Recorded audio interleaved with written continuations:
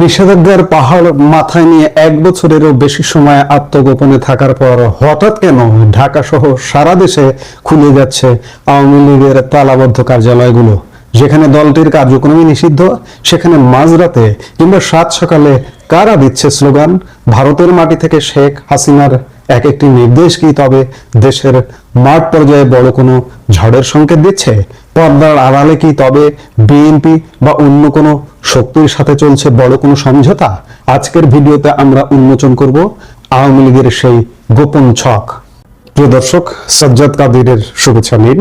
এই মুহূর্তে আপনাদের সামনে কথা বলতে এসে নিষেধাজ্ঞার মাঝে কি তবে ফিরছে আওয়ামী লীগ? কার্যালয় খোলা ও জামিন নেপথ্যে কিসের সমীকরণ? আমরা আওয়ামী লীগ ফিরছে, আওয়ামী লীগ ফিরবে, এই আলাপগুলো গত কয়েকদিন যাবতই করছি, বলা যায় নির্বাচন পরবর্তী সময় থেকেই করছি যে আওয়ামী লীগ ফেরাটা এখন আসলে সত্যিকার অর্থে সময়ের ব্যাপার। তবে কেউ বিপদগামী যেন না হন, কৌশলী হতে হবে, এটাই হচ্ছে সবচেয়ে বড় কথা। শুরুতেই এই কথাটা দিয়ে আলাপ শুরু করতে চাই। আজকে বাংলাদেশের প্রধান জাতীয় দৈনিক প্রথম আলো আওয়ামী লীগের ফেরা না ফেরা নিয়ে একটি প্রতিবেদন করেছে। তার আলোকে আমি এই মুহূর্তে কথা বলতে চাইছি। প্রথম আলোর আজকের এই স্টোরির বা প্রতিবেদনের শিরোনাম, নিষেধাজ্ঞার মধ্যেই সক্রিয়তার ইঙ্গিত, কি হিসাব করছে আওয়ামী লীগ। রাজনৈতিক প্রেক্ষাপটে বাংলাদেশ এখন এক সন্ধিক্ষণে।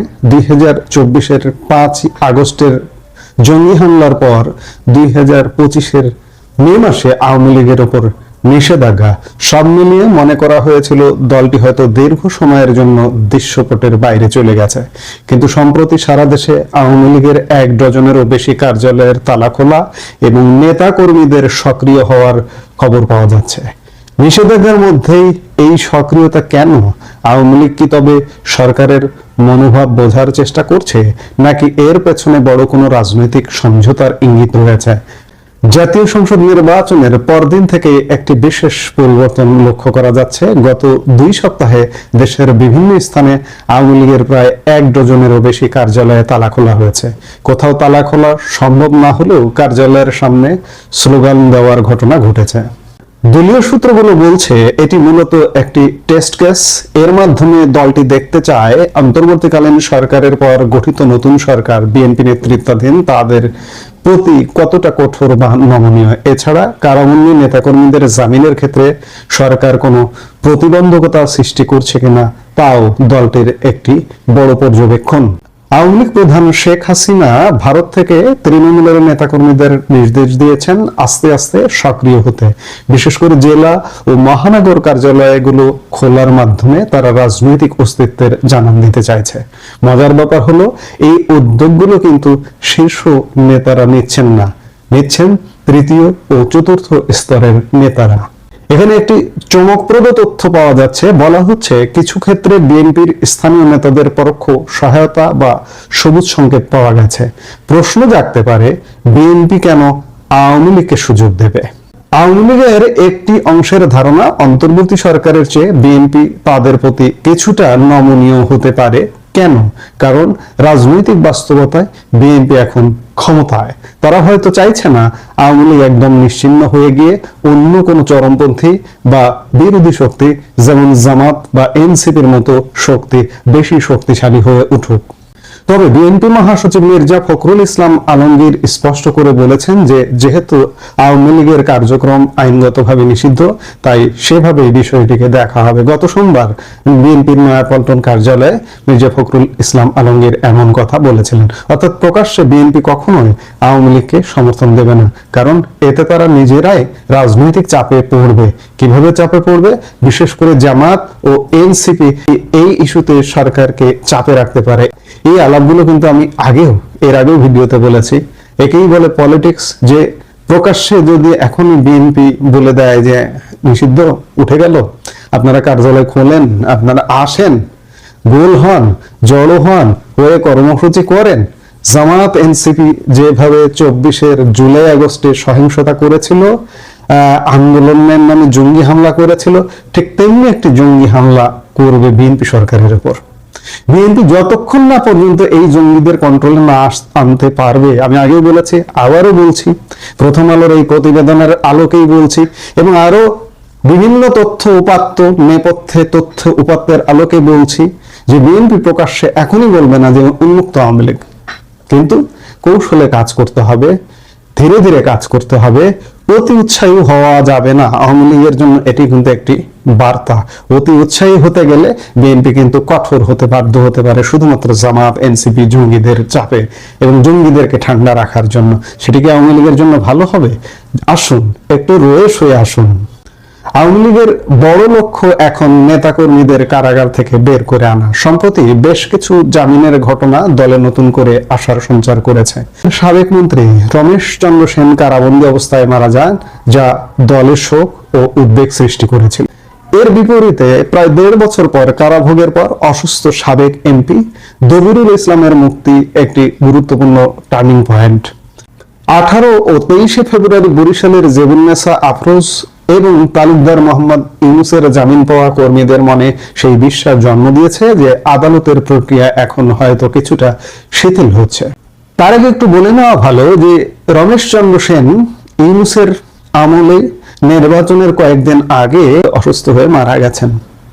আওয়ামী লীগের হিসেব হলো, যদি মধ্যম ও শীর্ষসারের নেতারা জামিন পেতে শুরু করেন তবে সাংগঠনিক তৎপরতা বাড়বে, এমনকি বিদেশে আত্মগোপনে থাকা নেতারাও তখন দেশে ফেরার সাহস পাবেন। আওয়ামী লীগের পতনের পর গত 18 মাস ধরে রাজধানীতে তাদের 3টি প্রধান কার্যালয় গুলিস্তান, ধানমন্ডি ও তেজগাঁও বিধ্বস্ত ও পরিত্যক্ত অবস্থায় আছে। গুলিস্তানের কেন্দ্রীয় কার্যালয়টি এখন ভবঘুরেদের আড্ডাখানা। অনলাইনে বিভিন্ন অডিও কলে শেখ হাসিনা এই কেন্দ্রীয় কার্যালয়টি উদ্ধার করতে না পারার বিষয়ে তীব্র হতাশা ও ক্ষোভ প্রকাশ করেছেন। গত শুক্রবার ধানমন্ডিতে যুব মহিলা লীগের কিছু নেত্রী পতাকা হাতে স্লোগান দিলেও বড় কোনো সাংগঠনিক মহড়া এখনো সম্ভব হয়নি। পঞ্চগড় সহ বিভিন্ন স্থানে কার্যালয় খোলা হলেও অনেক জায়গায় আবার ব্যানার ছেড়ে ফেলার ঘটনা ঘটেছে, অর্থাৎ মাঠের পরিস্থিতি এখনো পুরোপুরি তাদের অনুকূলে নয়।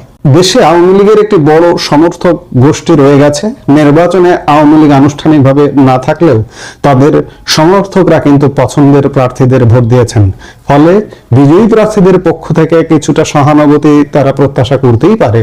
তবে একটি গুরুত্বপূর্ণ পয়েন্ট হলো, বিদেশে বসে রাজনীতি করা যায় না।